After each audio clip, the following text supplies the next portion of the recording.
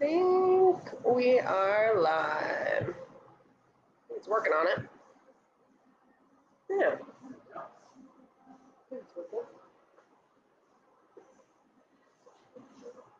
Yeah, I almost wonder, I might shut this just because of the music. But I'll leave that one open just so you get a little bit of air. Airflow? Yeah. Airflow's good. Airflow's our friend. Yeah. Happy Friday. Happy Friday. How was your week? It was interesting. Yeah. Oh my gosh, let's just get right into it then. Seriously, it was interesting. Your wife had brain surgery. Yeah, she had brain Shirts aren't required for it. I mean, I didn't want to scare away any potential. I mean, we're trying to get to 6. I don't want to do anything that might be a detriment. I know. Do you or think 7. switching up the time is going to mix us up? I don't know. Did Gabby and Danielle count? Yes, yes. If there's a person walking past right now, I'm counting them. You know, Joel's at breakfast, so he's going to come in on his way back. Totally counts. Totally counts. So this is almost like a cheating time because we've got some built-in buffer. We're just being strategic. Yes, that's what it is. So back to the more important thing. Your wife, my lovely best friend, the lady behind the curtain that keeps us all organized around here, had some surgery on her brain on Monday. Right below her brain. Right below her brain. Right below her brain. So up the nose to that bone that separates that cavity from your brain. How'd it go? Perfect. Oh, yay. Now she would say not quite perfect, only because she's still having what she thinks are symptoms. Okay.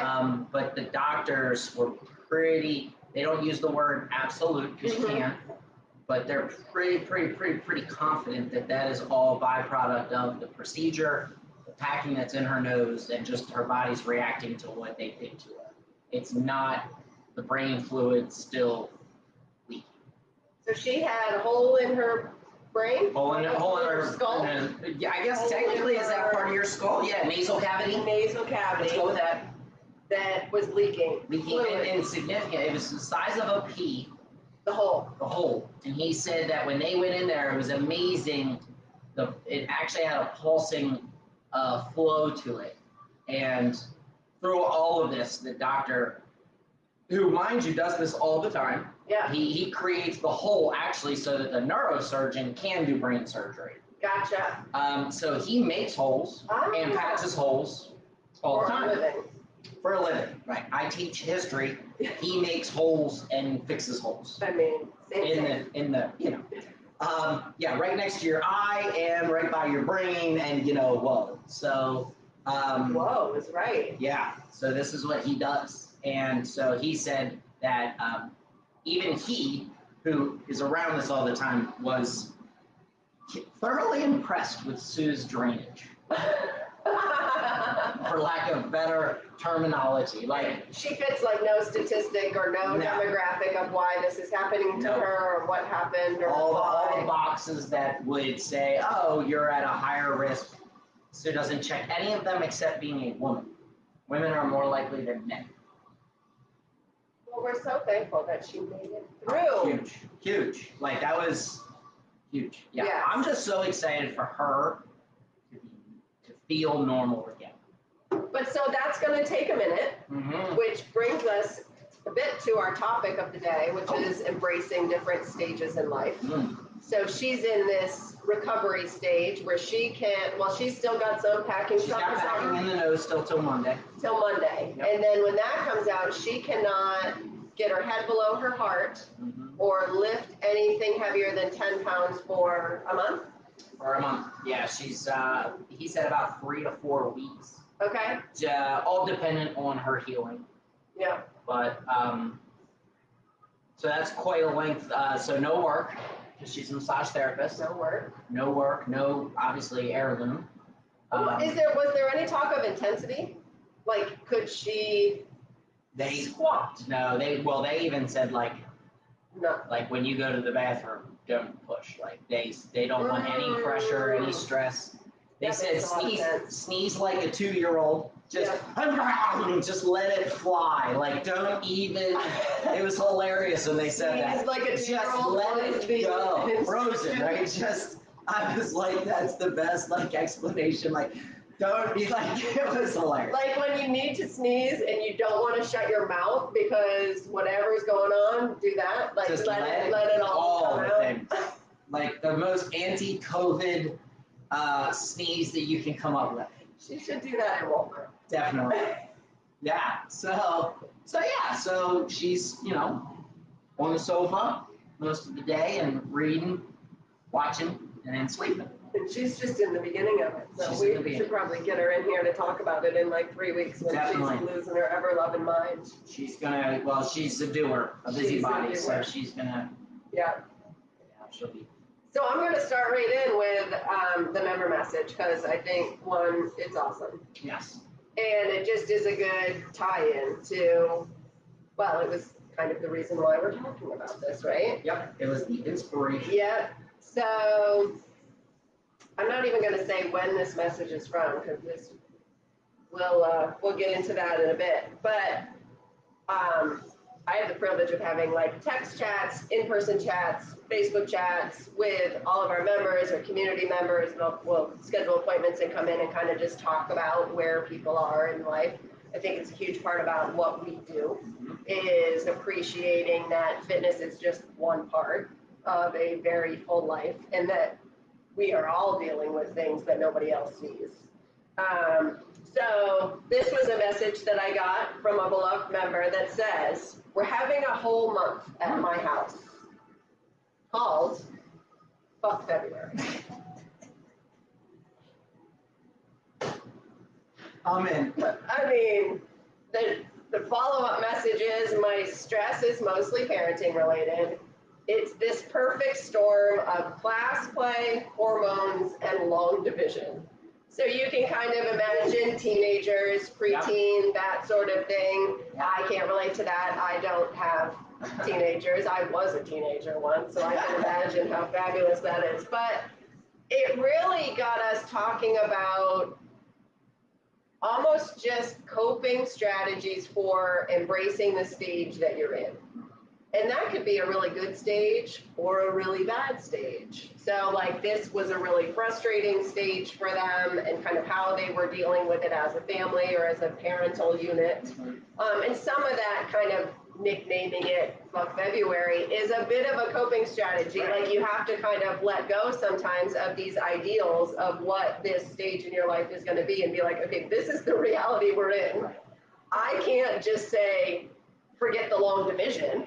Right, so that part of it has to get done. We need to figure out how to work through the hormones to help get that done. Because the hormones are there. Right. So you kind of have to let go of some of the other things that you have going on.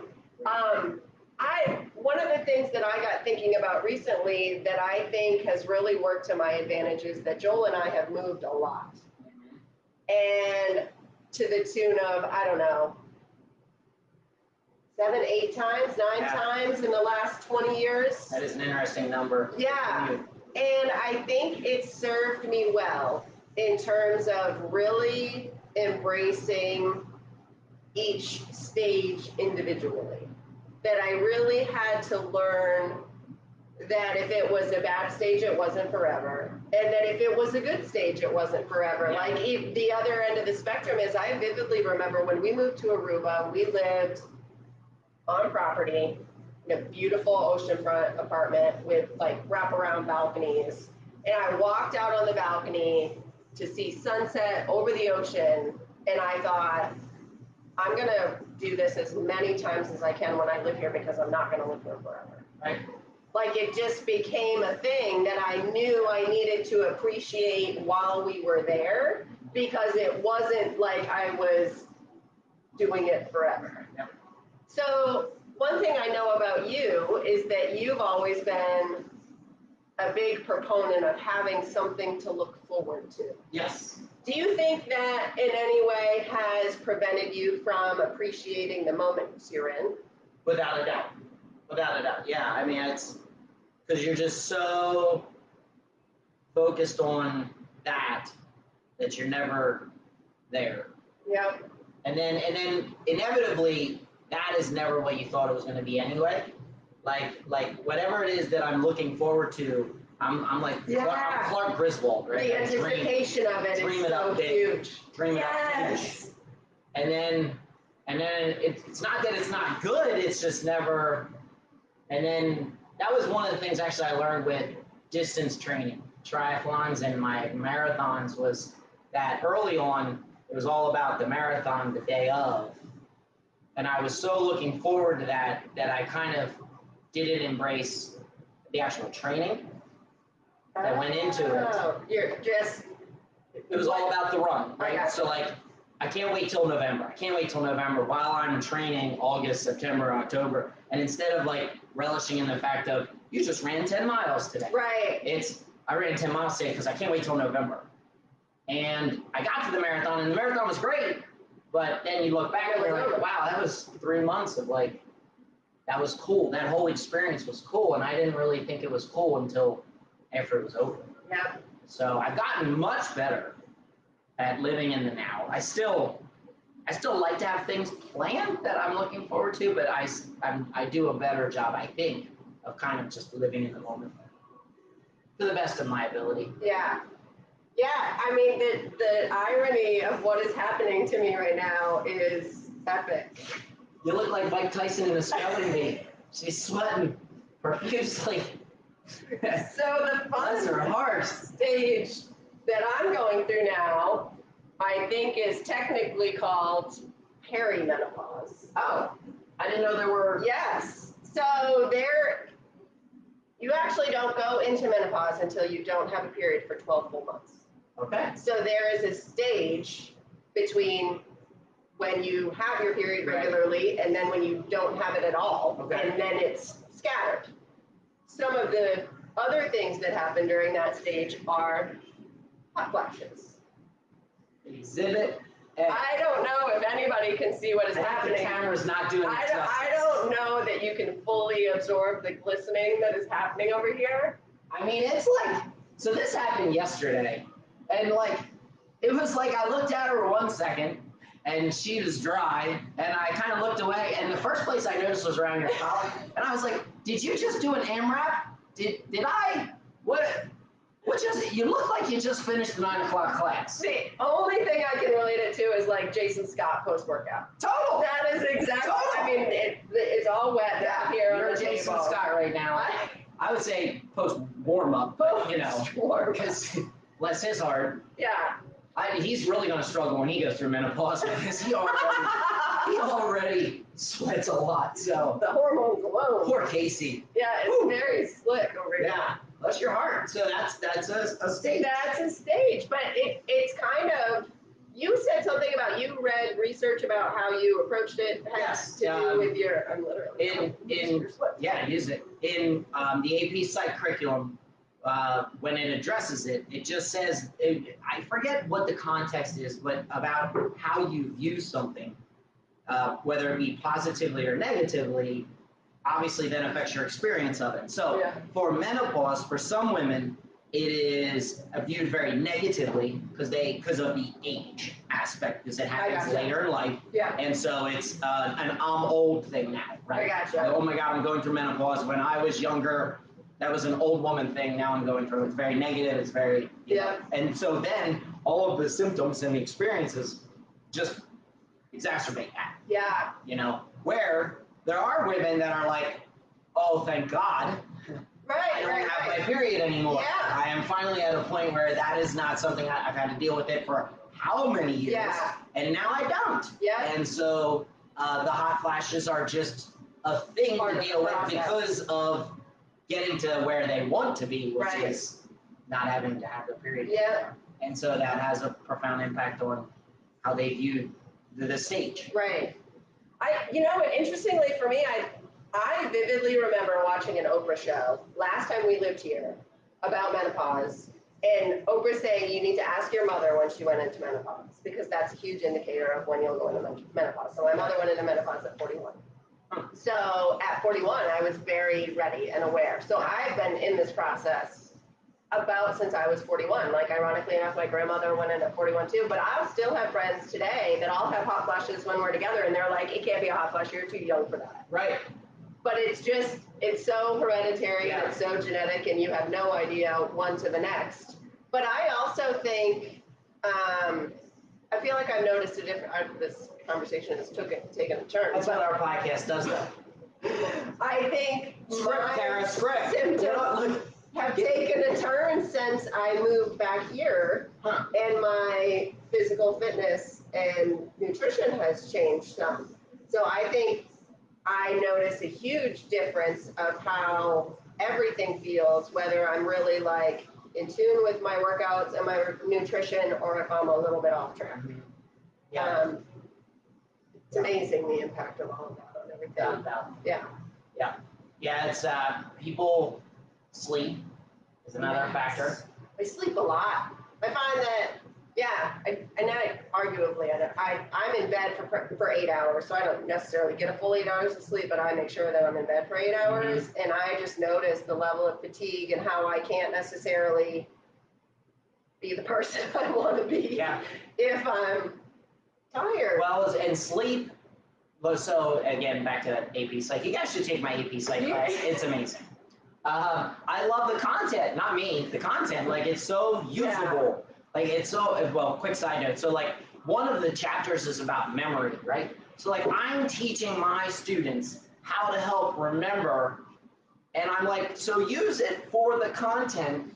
So, like, they're learning about memory while trying to remember the memory information, and inevitably they don't do the things because they're high school students. But in there it talks about sleep fixing, or not fixing, can alleviate depression, hypertension, anxiety, obesity. Like, there are all these things in life that we just don't sleep well anymore. Right.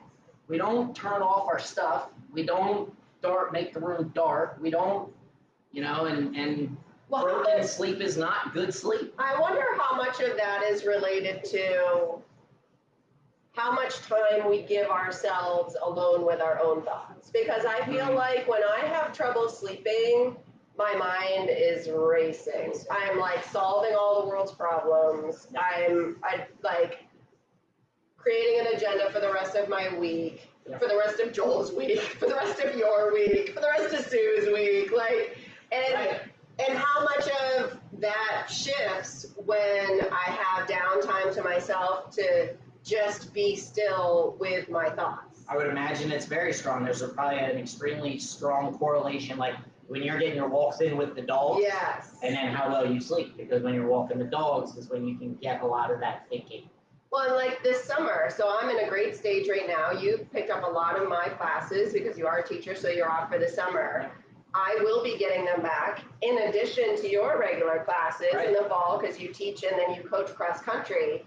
So with that knowledge in mind of what's coming in, August, September, I have focused really hard on allowing myself the downtime to sit in my egg chair in my garden in the middle of the day, or, lounge on the couch and watch smut TV in the middle of a Thursday afternoon. Well, like Aruba, know it's not going to last. Yes.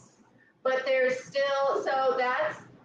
I know it's not going to last, and I know it's just a stage, but the thoughts of self-judgment in those moments about, I'm a new business owner, I really should be working right now. Even though I'm up and I'm coaching a class at 5:30, and I'm potentially back here coaching a class at 6 p.m. at night, and working plenty. Just the idea that in the middle of the day, or in the middle of the week, that I wouldn't have an obligation to actually be productive is foreign. It's interesting. But I don't think that's healthy. I do think it's the norm, but it's not healthy. I agree. It's not healthy at all. And I don't know if that's an American thing, or if that's a Western world thing, or a first world thing, or a, I don't know what that is, but like, because I actually just wrote down a question as we were kind of deciding what we were going to talk about, and whenever you ask somebody, even other business owners, I feel like if I have to like brace myself for what I'm going to receive from other people. And more often than not, it is just this exacerbated sense of overwhelm at the busyness in their life. And I can't relate to that because I refuse to let myself do that to myself. Right. But so then I don't know how to respond necessarily because I get the hustle. I appreciate someone that's willing to hustle. But I also just value my time so much that I'm not sure, like, I'm like, oh, okay, so should I take my business elsewhere? Like, you know, if I'm trying to, like, talk to somebody about doing something and they're so busy, or just, I'm like, okay, I don't even know how to interact with that. So you're saying that the norm is that reaction, the overwhelmed business owner? I think so, and I think I had a sense of obligation to respond in that same way at the beginning. Like, oh my God, I know there's just so much. But then I like, the real truth is there is just so much, but I can't like live in that state of just constantly feeling behind because there's never going to be nothing to do. Like I'm always going to be behind. Yeah. I'm always going to be 5 steps behind the thing that I'm trying to get. Like I feel like that always. Right. So I'm never going to like come in one day and be like, we're done. We're done. Did it. I've done all the things. Checked all the boxes. Here we are. Well, isn't that similar then? So that kind of also goes back, I feel, to like the how you approach the menopause. Like your perspective affects then how you feel about the challenges, and you're probably more productive than the overwhelmed person trying to do it all. I would like to think so. It has to be. I mean, I am definitely when I think that's a great point because it's been really important for me to, in those moments when I'm like, oh my God, what business owner, what, you know, my current thing, I don't really watch smut TV. I use that as a joke. You don't. You know what I'm currently watching is Red Table Talk. It's Jada Pinkett Smith's Facebook watch show. Like they're in their 4th season. And it's real conversations about real things. And so they're in like 20-minute segments. I'm fascinated with it and totally absorbed by it. But like it'll be, you know, yesterday afternoon, I'm planning for field day. So I have things that I'm doing, but also my productivity looks different than somebody else's productivity. I can be fully productive lounging on my couch with my dogs, with my notebooks and my laptop, and with something on in the background, but getting comfortable with actually owning that. Like there were definitely times early on that like Joel would come home from work for lunch or something, and I would be sitting on the couch and I'd be like, I should be standing, or you know, like just like this, like I don't, you know, it's gonna make it look like I'm working as if I'm standing. Like, I had all of this insecurity about, like, I'm not working right. Yeah.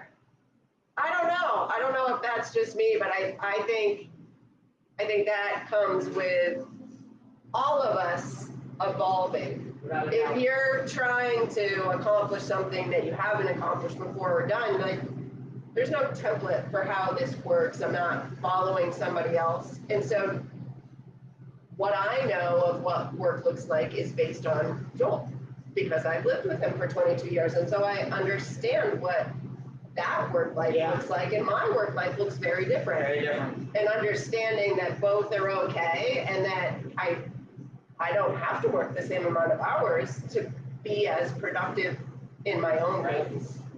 Totally. Yeah, I couldn't agree more. We early on my first year, the teacher walked by the room and was like, noticed that I was staying at school a lot, and she said 2 things. She's like, "All right, what you're doing right now, can you do it at home?" And I was like, "Yeah."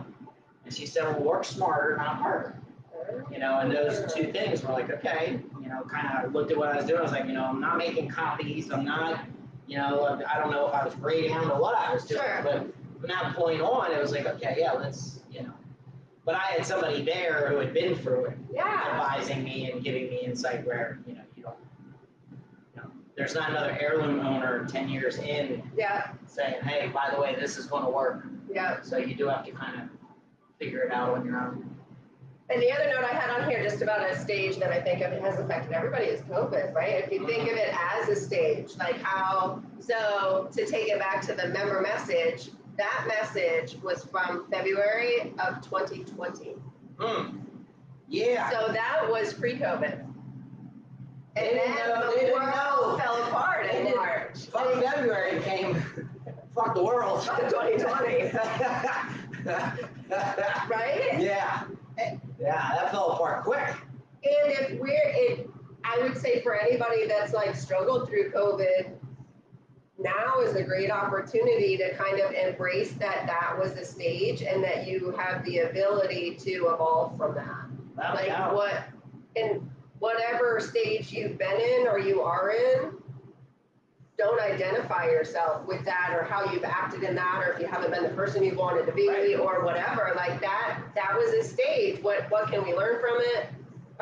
What are we proud of? What are we less proud of? And how do we want to move forward? Right. I think we can create our own stage. It doesn't have to be like a move or a new business or any of that, or a surgery. Like you can literally like wake up tomorrow and be like, new stage. Yep. Yesterday, I was the person that flipped off at the handle when, right, any little thing happened, new stage. We're going to try not being that person, or whatever it is. Right. Yesterday, I was the person that didn't value exercise.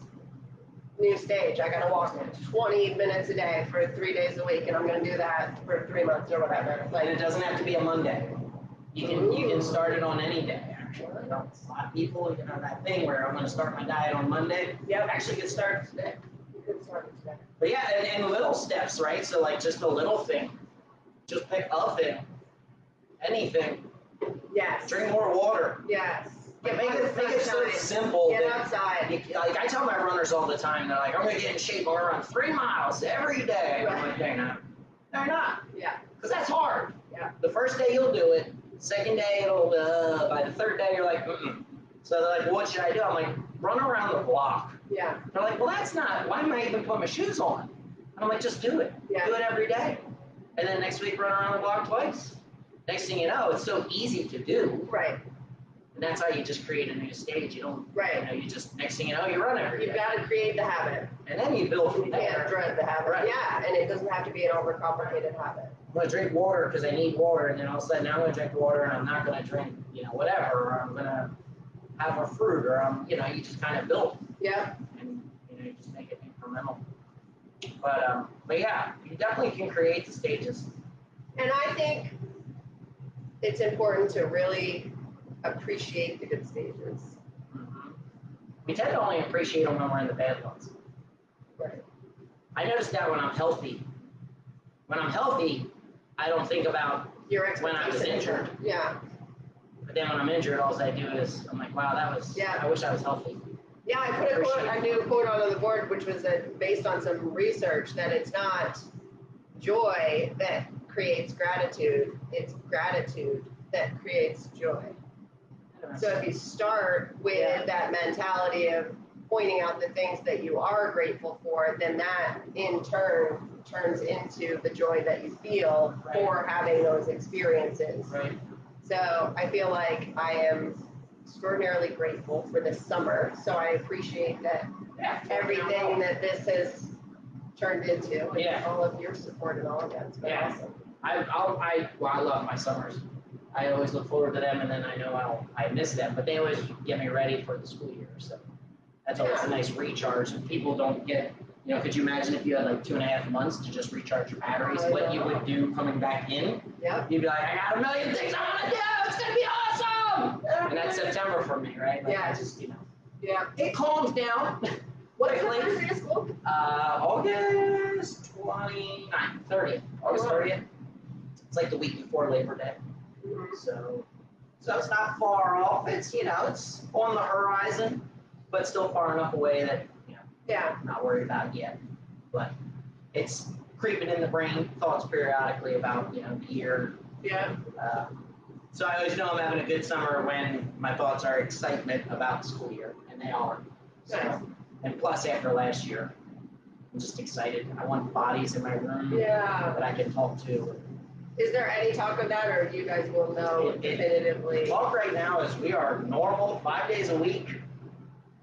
The only thing I don't know is whether we're masked or not. Gotcha. Which would totally suck. But if that's what it takes to get them in my room, yeah, that's what we went through with the gym, right? It's like whatever it takes. But yeah, no, it's been fun. So I don't have nearly as good of a segue for our word of the week as I did last week, but there is a bit of a tie-in. We talking about seasons in life, which made me think of intervals, which we do interval training a lot in here, but we call it an EMOM. So what is an EMOM? EMOM is an acronym. It's an acronym. It stands for every minute on the minute. Although there's not a T, so it should be emotum. I think that's why there's not a T. Emotum. That's why. Changes it a little bit. Doesn't have quite the feel to it. No, it does not. It does not. And it doesn't necessarily have to only be 1 minute, but if we do any segment of work where it's like do this set amount of work and then rest for the remainder of the time, and then when the clock hits the next minute, you start over again. It's interval training. That's a great way to train at home, even too. Good morning. Good morning. Welcome to the Facebook Live. Yeah. What do you mean? Y'all were joking. Your car, no. No, yes, you have a pile right there. Thank you. Thank you. Are we getting close to class? 8:40. All right. Yeah, if you were at home working out from home, then you could do an EMOM, a body weight. You could do 5 burpees, rest a minute, wait to the top of the next minute, and do that for 10 minutes. It's a great way to get in a little bit more work, get that heart rate going a little bit, and then let it recover. Yeah. Train that recovery pace, and then build in rest. I mean, everybody's favorite, build in rest. We use it with running all the time. Yeah. With all the time. Interval training. Yeah. There's work, rest. And it's defined amount of work, so you're not like wondering how many to do. You know exactly how many you're supposed to do. You get the rest, and it keeps you moving for that set amount of time. It tricks you into working harder, Without doubt. I think, which is a great thing. Once you kind of realize that, and then that intensity is the trick to kind of maximizing your time, it's a great way to go about it. I like coaching EMOMs and AMRAPs also because I know everybody's at the same place Yes. as far as like work-wise. Yeah. Because a lot of times when it's just something for time, you might be finishing your last Totally, round yeah. and somebody else is not open. So I can, as a coach, I can get really loud and it applies to everybody. Everybody at the same There's time. no worse than you're like, get after it, you're on a set of squats. And you're like, not for me. I'm in round 8, thanks. Exactly. Thanks. It's like the person that says you're almost there 3 miles into half marathon. I just want to punch him in the Nobody face. likes that Do person. you do math? Yeah. It's 13 miles. I'm at 3. Not almost there. That's not even half. close. Not even Not even close. close. But anyway. And then the only other thing that I wanted to mention, we have some announcements of things that we have coming up that we've actually talked about before, but the one thing that we have not talked about is our community garden. Yes. So it This is is awesome. garden season. It is out front. It is awesome. If anybody is watching this, I mean, we only have one. We were up before. Jason Scott. Did you come there Jason, not sweating? he did. He said post warm up. Nice. Yeah, you're probably right. Bless her heart. She's harnessing her energy. I don't even need to work out today. I've worked out right now. So we have CrossFit Joel has planted collards and kale and rhubarb and herbs and Swiss chard and jalapenos. It is free to all of our community members. I actually think we might try we should cook or make something with some things out there on here. Because I think we're realizing it's one thing to like be like, here, free kale, and then have everybody look at the kale and be like, what do I do with this? Like, what? I don't have a rabbit. I don't have a rabbit. Yeah, exactly. Right. We put a little fence outside with our one steer. Yeah. Yeah. So I think it would benefit all of us to, hey. Yeah. Hey, there's a dog here. Mickey, welcome back. messing up your recording. No, you're fine. Quincy. Hi. We can't get our. Anyway, I think it would benefit everybody to maybe do some recipes. Yes, thank you for getting swag. We'll see you tomorrow. Field day. Yay. Yeah, and then tomorrow is field day. We're super excited about it. You do have to go because you are coaching your class. But yeah, thank you for joining me on Unlike Friday. 5:30 and 6:30, they actually show up early. I know, they do. 9 It's a.m. amazing. If you get the chance, quick plug, go to a different class. If your schedule allows it, it's great to just different vibe, different people, that's one of the best parts about coaching, because I've actually now, luckily, knock on wood, been able to coach every I know. class. I do love that. And it's fun, but 9 a.m.ers, they got the life. And they like to roll in about 8:30, 8:45, they get some stretching in, they roll it out, they do the things. 5:30, you're rolling in at 5. No, they're not. No, they're not. All right, I'll go coach. 4:45 is rolling in at 4:43. Post work. That's right, they're getting out of work. They're looking at Yes. the clock trying to leave. All right, happy Friday. Happy Friday. See you next week. Yes, ma'am. It's funny that Jason